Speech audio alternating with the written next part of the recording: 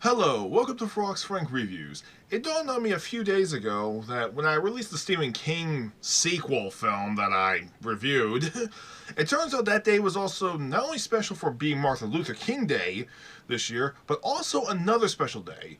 Because 30 years ago, on that particular day, in 1990, we got introduced to a new film series that still goes on even to this day, and people are hoping that there's going to be another sequel. It's a monster film series that's, well, now gotten a lot of status in the cult film community and in the mainstream film community. That film being the original Tremors. Oh yeah, Tremors was released on that day, particularly 30 years ago. What are the odd chances of that? So I think it'd be best if I review the original Tremors film, and I'm possibly may do its sequels in time. I mean, so far I got the attack pack here that holds Tremors 1, 2, 3, and 4. The only ones I don't have is the 5th film and the 6th film and the TV series, which is now completely underrated, but a lot of people actually like the TV series. In a sense, if you're a fan of the movies, then you're probably going to like the TV series. Mainly because Michael Gross is in mostly all the episodes, and he's one of the main reasons why we watch the show. And is Michael Gross in the first movie too? Yes, he is. He's one of the main characters, playing the lovable, gun-toting NRA psychopath we know and love, Burt Gummer. And he's actually third billed in the cast as one of the main male leads. I mean, we also have Kevin Bacon playing Valentine McKee. We also have Fred Ward as Earl Bassett. So, what's the whole film about? Well, the film is actually a homage to the old B monster movie genre from back in the day. Yeah, it's basically a homage to old 50s B monster movies, in a sense. I mean, that's all it is. It's just a homage to B monster movies. Is it any good? Yes, it is. Is it good enough to actually warrant to have this many sequels? Well, people still want more sequels. And here's a fun fact. In mostly all the movies, they barely use CG on the graboids, which that's the monsters' names, by the way. The giant worm monsters are called graboids, and for mostly all the graboids, they barely use CG, except for the third film. But the third film, they use CG only one time because, well, one of the graboids is actually an albino graboid, and then later on in the TV series, they actually build a prop for him later on. Alright, in the later films, they actually have new graboids, which are much bigger and much more deadlier than the ones we have in the original film series. But I'm not going to go on with that. Basically, the whole movie takes place in Perfection Valley, Nevada. And it's basically a small town community that's being infested by, well, 4 giant worm monsters that are just eating people. It has good scares, it has relatively really good moments, pretty decent B-style acting that's made its way into A-listed acting, and they're just, well, my friends actually do like the first film too. It has its memorable moments, especially when, you know, they actually do kill off the monsters. There are some memorable moments. There are some memorable kills in this movie too, like well, for example, actually there is actually a deleted beginning sequence. I almost said deleted. What the hell's wrong with me? My God. Anyway, there's a deleted beginning sequence that's actually on the DVD that shows what happens. Now, the first guy we see that's dead in the movie is probably an old. What the fuck was the name? Oh man, I forgot his name already. Oh my. Oh wait, it's Edgar Deems. Yeah, apparently the guy's name is Edgar Deems, and basically we get to see Edgar and old Fred at one point in the beginning of the movie. And we just see these two guys. We see Edgar Deems is on the outskirts of town, like miles away from anything. And apparently one of the graboids attacked his barn and killed off his cattle. So that's what we don't actually get to see his cattle getting slaughtered. We only get to hear the sounds of it. So it kind of opens up with a good beginning, and the movie actually starts off from there. Or should have started off from there. But the movie instead opens up on a cliffside, where the first thing we literally see is Kevin Bacon taking a piss off the ridge. Yeah. So instead of getting a beginning sequence where we actually get to see Edgar Deems talking with somebody, nope. The first thing we see Edgar Deems is we see him dead. literally, we see him dead. That's probably my only disapproval I have of the movie. I think maybe the beginning sequence should have been left in the movie, in a way. It probably should have been left in the movie. I've actually heard people say that maybe this beginning sequence would have been better off, because it probably sounds like it would have started the film off just right, give you right in the sense of mood. But instead, the movie starts off just like having people go along with their daily lives, and the whole monster thing just comes up out of nowhere in the beginning of the movie. It's like smack dab out of nowhere, we get monsters. But this beginning sequence that was deleted, it probably could have helped the film a little bit more. This movie's already good enough as it is, but that opening beginning sequence that was deleted probably should have stayed in the movie, in my opinion. I want to think about that, folks. Yeah.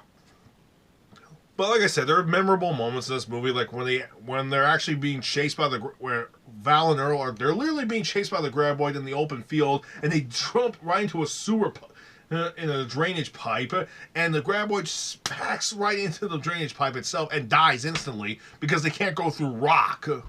Unbelievable. Yeah, but they also didn't get a good look. But there's also the girl, which is Val's girlfriend in the movie. They actually dig the damn thing out. Actually, Val actually is the one doing all the digging, and they discover the damn thing's over 30 feet long. So it's a big motherfucker. Oh, I'm sorry. Big mudder. I'm sorry that maybe the movie was originally supposed to be an R-rated film, but it was actually toned down to a PG-13 because they actually refer to, well, instead of saying motherfucker, they say mother humper. Yeah, it's a little weird. And also, when I saw this movie back in the 90s on the USA channel back then, yeah, they said that they say big monster in the edited version. So my guess is that originally the line was supposed to be motherfucker. And if you listen closely to when Val says mother humpa, you can clearly see that the line was dubbed over. So obviously the original line was supposed to be motherfucker, but they redubbed it, and instead of motherfucker, we get mother humpa. Why? I have no idea. Well, anyway, that's one of the memorable scenes. The other memorable, there's tons of other memorable scenes. Like some of the other ones I can think of off the top of my head is probably where they're pole vaulting away from from Stumpy, which is actually the main graboid villain in the movie. Blowing up the graboid with a homemade bomb that Bert made. Oh yeah. And my favorite sequence in the entire movie is when one of the graboids actually busts right through Bert's basement rec room. But here's the thing: his rec room is also doubled as a gun room. So literally, the graboid busts right in. Bert and his wife are literally taking all the guns they have, loading them up, and shooting the damn thing. So it's basically like a huge shooting gallery. Now that I say that, how come there is no video game that actually has that as a level? That'd be an awesome level, or an awesome amusement park stunt ride or something.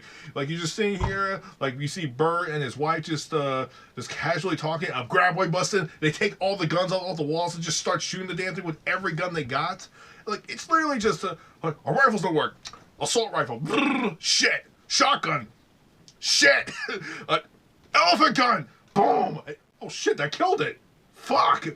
Yeah, it's literally, they just unload several guns on the damn thing. It wouldn't kill it, but yet an elephant gun kills it.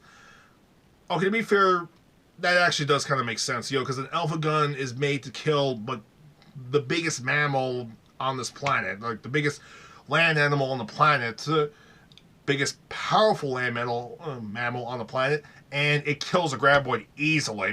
Well, then again, he shot it in the mouth twice, so yeah, it died instantly. And so they made so Bert and his wife make homemade pipe bombs. All the survivors tried to get the hell out of there, and well, Stumpy, well, they do kill off like the other two graboids, but yeah. Stumpy is the last one, but here's the thing. The interesting thing about graboids is they learn. So they're always on a learning streak. So they actually get smarter as time goes on. If you do something to one graboid, the other graboids are going to get the hint and not fall for it. So, yeah. They try tossing a bomb at him. He eats the damn thing, but he spits it right out at the other bombs. Though, to be fair, that could have been just coincidence, and it could have been just a wind turbulence. So they literally start running. So Val, the girl, and Earl, they start running towards the hill, which was at the beginning of the film. And Val chucks a bomb right behind Stumpy. It goes off, and Stumpy just comes running to it. But here's the thing. But why does he run? Here's the thing. Graboids are very sensitive to sound because they don't have eyes. They can't smell. They sense size with vibration. That's how they hunt. So sound is how they hunt. And here's another interesting fact. If it's a thunderstorm or raining outside like crazy, they're not going to hunt. Yeah, seriously. I mean, there's sound all over the place. They're just going to stay immobile and just wait for the storm to pass. Yeah, so if it's a thunderstorm, a raging thunderstorm outside, and there's like 3 graboids around, you can just run right past them. They won't do shit. Yeah, they're not going to do anything. Like, they can't see. They're basically blind at this point. So, yeah. Anyway, an explosion... Anyway, it's not just the explosion itself or the force and the magnitude. It's actually the sound itself. It's such a high sound, it hurts them. It hurts graboids. So when Stumpy hears the explosion, he just goes running. But here's the thing. He kind of forgot the fact that the cliff ended at where Val was. So he's shooting right towards Val. Val dodges him at the last second, and Stumpy just comes flying right out the cliff and splat, killing him instantly. That's another memorable scene in the movie, is how the last graboid died. So, yeah, the movie ends on such a good high note. Val gets with the girl. Earl's being kind of like an asshole to him. Like, dude, go to the girl, you fucking asshole. So, yeah, the movie is pretty memorable. There are some memorable quotes with this movie in some way or another. So, would I highly recommend people watch this movie? Well, to be fair, people still watch this movie to this day. That just shows how much people like this movie. It's memorable, lovable, and we got some really good movie monsters out of it. And let's not face it. Let's not face this, folks. Let's face it right here. Let's cut the bullshit. We got an awesome character out of this movie, Burt Gummer. Everybody loves this freaking guy. I love the guy too. He's a freaking psychopath with guns. Everybody loves him. Yeah. And eventually, maybe I will do the sequels. So this is to the 30th anniversary of the original Tremors. Great film. Give it a watch. If you haven't watched it, give it a watch. You might enjoy it. Tune in next time, and I'm gonna review a bad martial arts movie. I really don't want to, but fuck it, I have to. I saw it a couple of days ago, and I knew I just had to review this movie. Tune in next time, you'll see what I'm talking about. Till then, take care.